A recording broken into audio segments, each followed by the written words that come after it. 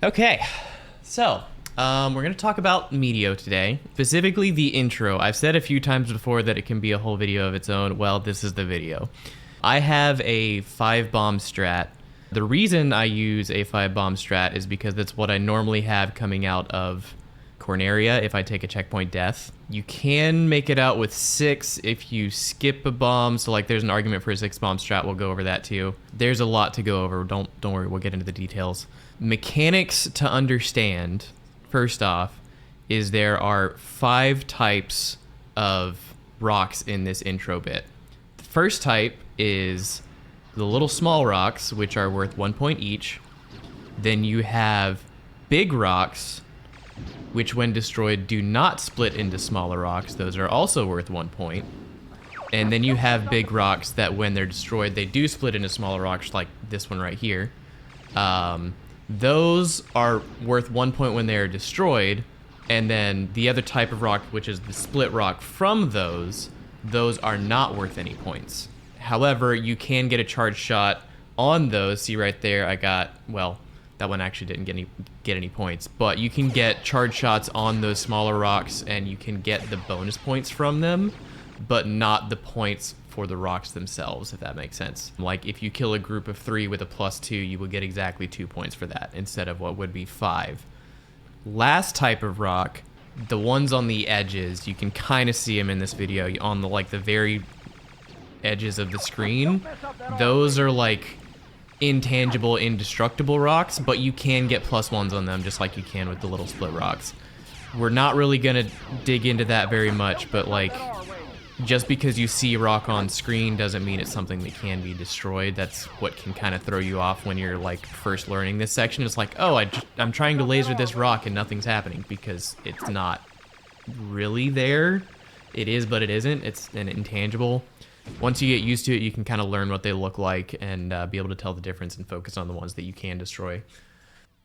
Real quick, let's talk about how we get 5 bombs from Corneria, just so everyone's on the same page. If you take a checkpoint death, you start with 3 bombs, then you can get 1 after the Falco chase from where you can like somersault and get the bomb and the laser. You can get 1 at the arches at the lake. If you somersault through the first arch, you can get a bomb spawn there. And then the bird just before the waterfall will drop a bomb. And then you can use a bomb to lock onto the moles to the left of the waterfall. And that can get up to 4 points if you're lucky. But it is kind of based on RNG. So there's an argument to be made that it's better to save the bomb from Corneria and use it in Meteo. But again, we'll get into that. Okay, so let's look at my handy dandy little graph that I made. Woohoo.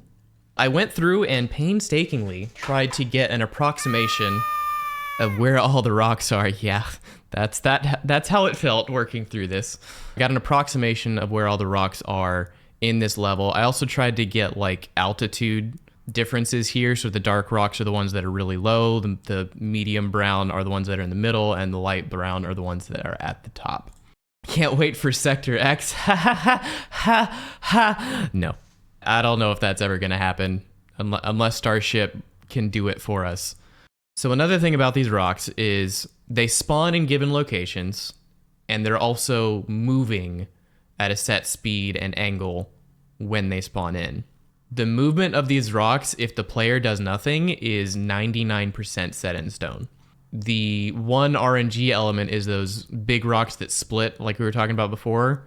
When a rock is broken and splits into smaller rocks, the trajectory of those rocks is RNG. So they can go left, they can go right, they can go 3 different directions.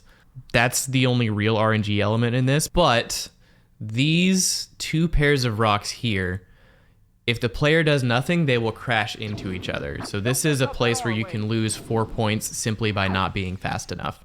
I believe when they crash into each other, they're still out of laser range. So the only way to really catch them is with bomb placement and getting those bombs soon enough so they actually catch these 2 rocks before they collide with each other. Because again, if they collide with each other and they split into smaller rocks, those smaller rocks are not worth anything. And if they collided into each other without the player touching them, you get 0 points for that. So you need to be the one to destroy them to get credit for those rocks that are destroyed. I also noticed another one that annoyingly spawns right behind this metal ring and crashes into it immediately. But that happens as soon as it spawns in, so like I don't really know if there's anything we can do about that. So like maybe my bomb catches it. I'm not sure, but that's another thing to consider. So there are 5 points worth of rocks that will just destroy themselves if your bombs don't destroy them first. That 5-point swing in the intro of Meteo is kind of huge. Like before, I could tell based on my bomb placement when I would like be missing points, but I was never sure why. I think stuff like this is a big part of why that happens. So let's go through my specific route. There's a bunch of different ways you can approach this. Everyone's got their own way of doing it. It's very possible you could find a better way than mine, but just to have something to go off of. First off, when the R-Wing spawns in, you're actually very far out of laser range. So the only way you can really destroy any of these rocks is with lock-ons and with bombs. When we spawn in, I like to touch break just to give myself a little extra time. And then we try to lock onto this rock.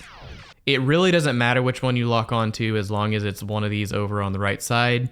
And then as soon as you lock on, you throw the shot and somersault. The somersault stalls you so you have more time to do stuff afterward. And then after the somersault, I lock onto this rock. Once again, at this point, you're still out of laser range, so the only way to do anything is with lock-ons and bombs. After that somersault, I am holding break for the entire rest of this section. I'm not going to mention it from this point forward, but just know that I am holding down the break button the entire time. That gives you more time to do things with lasers, and it also gives you more time to like position your bombs where they need to go. Gives the bomb time to clear out the rocks before they, fly past you and potentially despawn. It just, breaking makes this whole section much, much better. So after you've locked on to those two, while this shot is traveling, start lasering this bottom rock down here. It's still out of laser range, but it will come in laser range around the time the charge shot is hitting the rock down here. Getting a feel for it is pretty important because you want to, as soon as you destroy this rock, pivot to shooting the 3 rocks up top.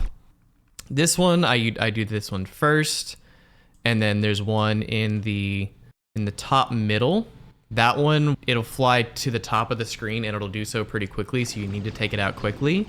And then after this, I hold full left because this little rock on the far left will barely be in range.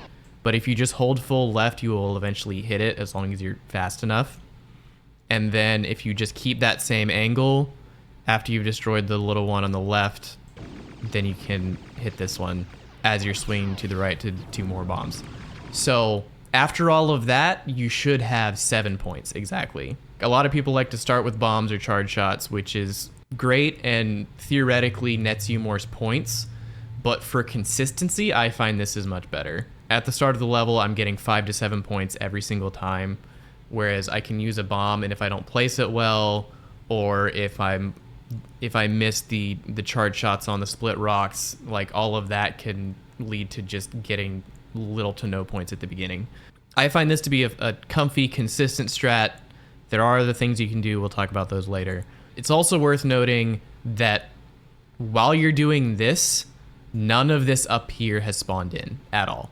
Like this does not spawn in until you're like almost past this last rock over here. So don't even bother trying to like catch some of these with bombs while you're dealing with this, because it's just, these spawn in very late relative to all this stuff in the front. Next up, we're going to talk about bomb placement for the rest of it, because that is very, very important. So the bomb can only cover so much space. So let's say we throw my bomb here, which is actually where I throw it. You can cover these guys, but you can't hit this little guy on the left. Or you throw it more to the right, you can cover all these, and then this guy is left alone. And this is kind of the case for the entire section. You can get a lot of points with bombs, but there will always be things that your bombs cannot get. So the method is, you place your bomb so you're catching as much as you can with bomb, because that's your highest point value. And then once you've placed your bomb, you then focus your lasers on the rocks that the bomb can't get. So what I do, you'll see me do this every single time. After I've lasered these rocks, I swing over to the right, I throw the bomb, I try to detonate around this little rock right here, and then I swing to the right because I know that there's another little small rock that will not be destroyed by the bomb that I place right here. And you can use this concept to build your own routing. If you don't like how this feels, if you'd rather start with the bombs to the right and go to the left, whatever, knowing this concept is very important to that end, because you can then build your own route and like put the bomb over here, laser over there, and as long as you're doing it the same way every time, you can develop a game plan for how exactly you want to approach it. All right, so next up, bomb number 2. Bomb number 2 needs to come fairly early because of these 2 rocks in the back. This is something that through trial and error, I figured out that I would lose points if I shot that bomb too late or detonated it too early, but I didn't really know why. But it's because of this little collision point right here between these 2 rocks, because I'm losing 2 points if the bomb doesn't kill those first. So I place my bomb right around here. Okay, maybe it's over here. Again, this graph is not to scale. It is not a perfect representation of how this level works. It is just the closest approximation I could come up with. So I place my second bomb around here. I look for the metal ring. In my experience, if I hit the metal ring directly, I will be losing points every single time. And I think it's because of this collision over here, because I think the bomb needs to travel just a little bit past the ring to catch these 2 rocks before they hit each other. Because I've thrown my bomb to the right, I need to swing back to the left to catch this guy who has been missed by the bomb. So I've thrown the bomb to the right, and then I swing to the left, a laser here, so I'm already over here. Around the time my R-wing passes here, I throw my third bomb right around here. This one is less precise, at least it feels less precise to me. So like I can throw it up here, I can throw it down here. As long as it's just in this vicinity, it will catch all the rocks over here that I haven't been able to catch with the other bombs. Yeah, so probably around here roughly. So this one, I just kind of throw it to the left and it usually works, not as precise as the others. And then I swing over to the right and then laser these 3 on the right. Go boom, boom, boom. After 3 bombs, we've cleared everything before the second ring. And again, this guy right here, I just noticed this one today, this one that crashes in. So there might be an argument of trying to make sure your bomb gets there early enough. Maybe mine does it anyway, I'm not really sure. Again, I only noticed that today, so this is a point that could potentially be gained or lost if your bomb doesn't get there in time. These last 2 bombs are kind of like the third one, not nearly as precise as the first 2. So at this point, I've gone to the right, I've lasered these 3 rocks, and then I just kind of throw a bomb around here. You'll notice you could kind of, if you were really precise with it, you could get one bomb that theoretically covers all of these, but aiming that shot, timing the detonation, and honestly, with the movement of the rocks, I'm not sure it's actually possible to do that. So what I end up doing is something more like around here. Actually, probably around here. This is probably what I do. Probably do this. And again, you have to worry about these 2 over here that are going to crash into each other. So probably here is the ideal spot for it. I think this is about where I throw it. I laser these 2 as that bomb is exploding, and then I just throw another one roughly in this area, catches most of those. And then our 5th bomb comes over here and destroys these guys. And then after these guys, these 2 rocks here are left, and then there's this metal rock to talk about. Yeah, so these last 2 are pretty straightforward. You can laser the one on the left, but before I do that, I like to get a charge done lock shot on the one in the distance, because it's pretty low risk. Basically, as soon as I've thrown my 5th bomb, I've developed a feel for the timing at this point, but you can just kind of take a shot and hope it works. So I just try to throw a CUS to the right of this guy, because that can get a +1, net you 1 extra point, which is really nice at the end. If you don't get it, you have plenty of time to just laser it afterward. So it's no big deal if you miss it. Just take the shot and hope it works. So yeah, that's the basic strategy I have.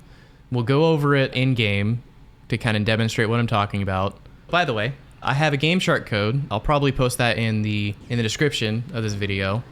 Basically, what it does is I press up on the D-pad, and it will give me certain resources. So I have it set to give me 6 bombs and hyper lasers. The reason it's useful to have it on a D-pad instead of it just giving it to you is because I can give it to myself at the start of the level. So if I click retry and then just hold up on the D-pad, I will start the level with these resources, and then I don't have to worry about infinite bombs or infinite lasers screwing up my score submission, because this is legal for individual level submissions to the leaderboard. It is also really good for practice. Okay, so a little baby break. Lock on, somersault. Lock on again. Laser this one.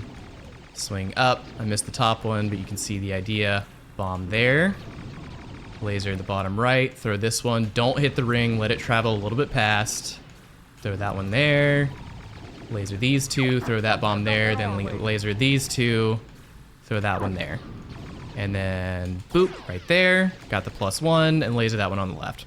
So right there, easy, well, 53. So this is another point to talk about. See that? It was 52, and then that metal rock counted for 53. So what happens there is we'll actually restart and kind of get a demonstration going, actually. So one of the ways the devs expected you to play this level is to fly through these little metal rings. And if you fly through all 3, you will get a laser upgrade. See, like that. But you'll notice that last ring had a little metal rock in it, which made it difficult and annoying to try and fly through that wing without taking a hit. If you're in expert mode, for instance, you lose your wing, you get a wing repair instead of a laser upgrade. That's a problem. So, what do you do about that? Well, when you get up to it, you can actually shoot a laser at it, and it will start moving. So if I boop, boop, boop, see, it's already moving. And then I can fly through safely, get my laser upgrade. Cool! But there's something weird about that rock. You're not supposed to be able to destroy it. And in fact, you can't really destroy it, but also it has a tendency to despawn. So my theory on this is its home is inside this little metal ring. That's where the game expects it to be. So once you get far enough past that location, then the game says, oh, you've passed the spot where that rock is. We're gonna despawn that rock. Except it's way ahead of us right now and it despawns anyway.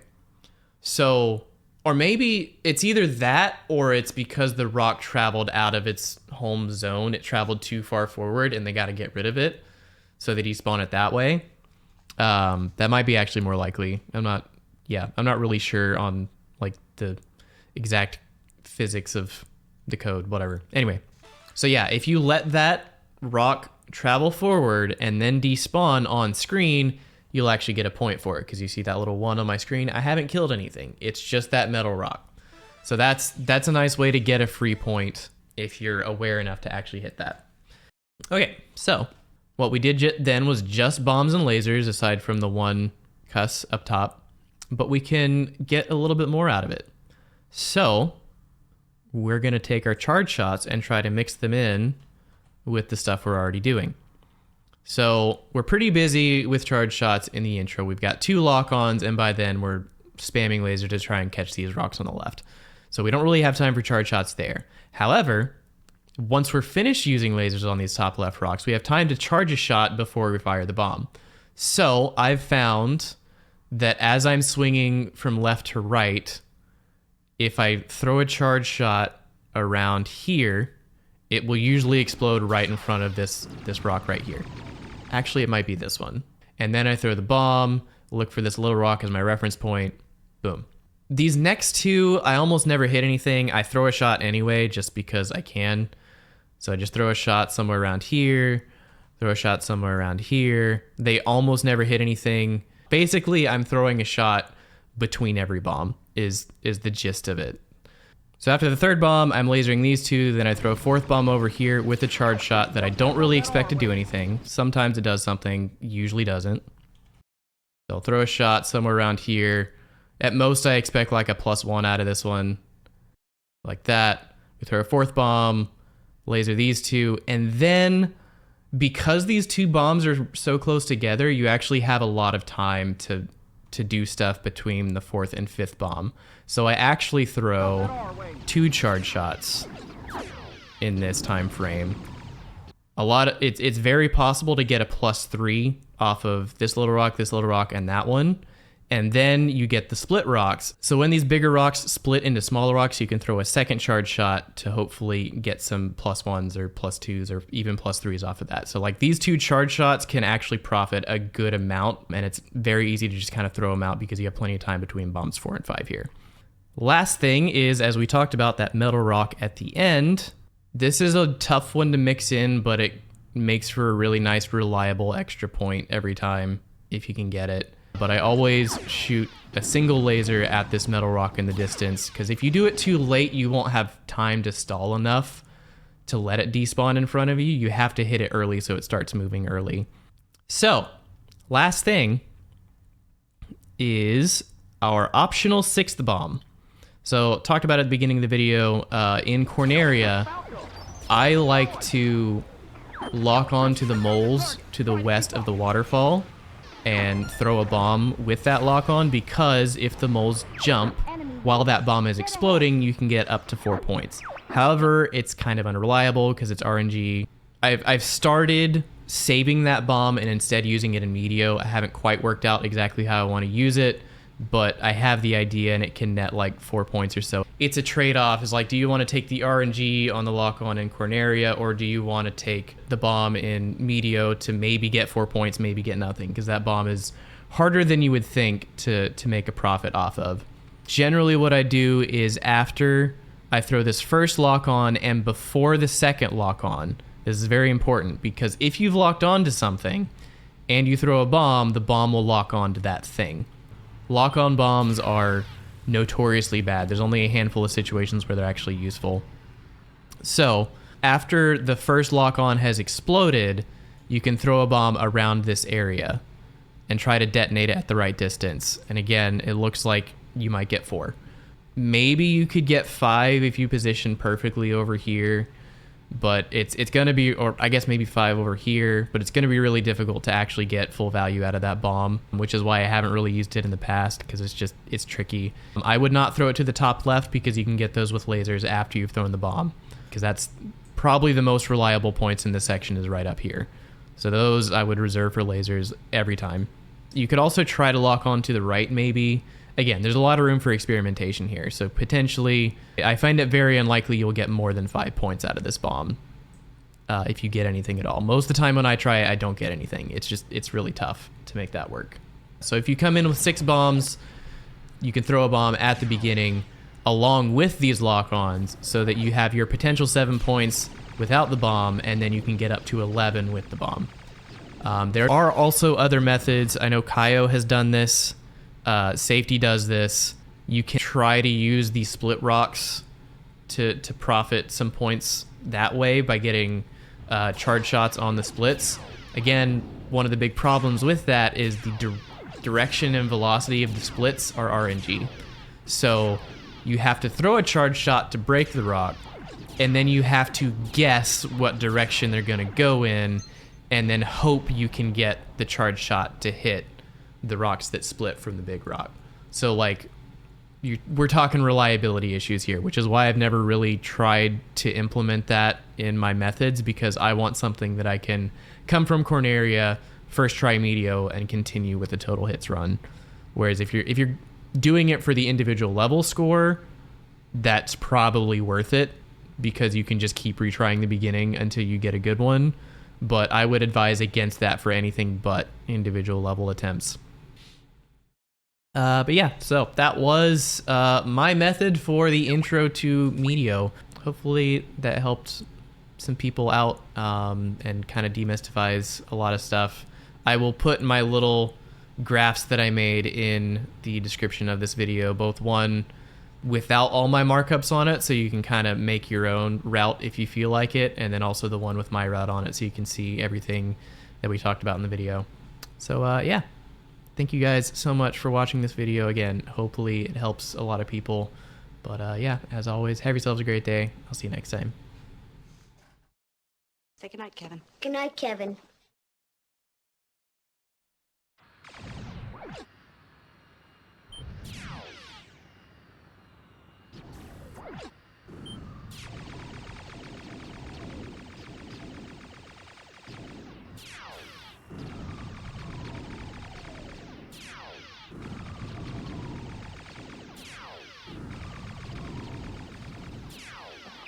Don't mess up that R way. Hey, Einstein, I'm on your side.